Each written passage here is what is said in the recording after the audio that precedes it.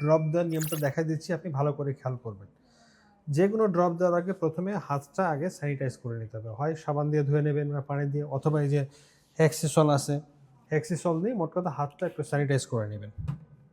হাত ধুয়ে নিলে সবচেয়ে ভালো হয়। ধুয়ে নেবার পরে মনে করেন এই ড্রপটা আমরা দেবো, এটা একটা অ্যান্টিবায়োটিক ড্রপ। এই ড্রপ দিতে হবে ১ ফোঁটায় কিন্তু।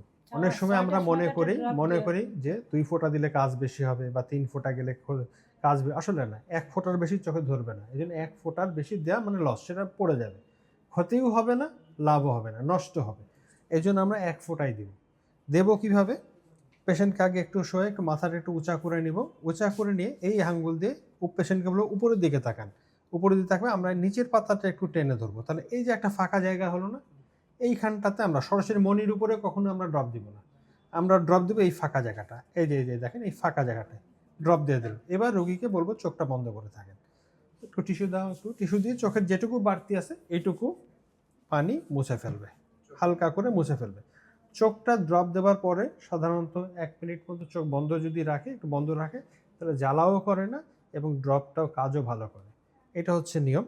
এখন ধরেন আপনার একাধিক ড্রপ আছে। ২ টা ড্রপ, ৩ টা ড্রপের কথা লিখেছি। তাহলে কি করবেন? যেটা খুশি আগে দিতে পারবেন।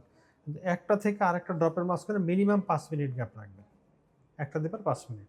আর ড্রপ দেবারগুলো আমরা হিসাবগুলো যেগুলো দিই, এগুলো হচ্ছে দিনের বেলার হিসাব। অর্থাৎ আপনি সকাল থেকে রাত পর্যন্ত যদি ১৬ ঘন্টা জেগে থাকেন, ধরেন আপনাকে ৪ বার দিতে বললাম, তাহলে ৪ ঘন্টা পরপর দিবেন। যদি ২ ঘন্টা পরপর দিতে বলি, তাহলে ৮ বার দিবেন। এইভাবে হিসাব করবেন। ঘুমের মধ্যে ঘুম, ওই সময় কোনো ওষুধ দেওয়া লাগবে না। ঠিক আছে? তাহলে এটা হলো মোটামুটি। আর আরেকটা জিনিস, এই চোখের ড্রপ দেওয়ার সময় কখনো যেন চোখের গায়ে পর না লেগে যায়। তাহলে ওই ইনফেকশন কিন্তু এর মধ্যে চলে যাবে বা এই ইনফেকশনের মধ্যে চলে যেতে পারে। এখানে যেন আমাদের কখনো হাত না লাগে। এই জায়গাটা সবসময় আমাদের পরিষ্কার রাখতে হবে। এটা আবার মুখ ঢেকে দিতে হবে। ঠিক আছে? এগুলো একটু খেয়াল করতে হবে।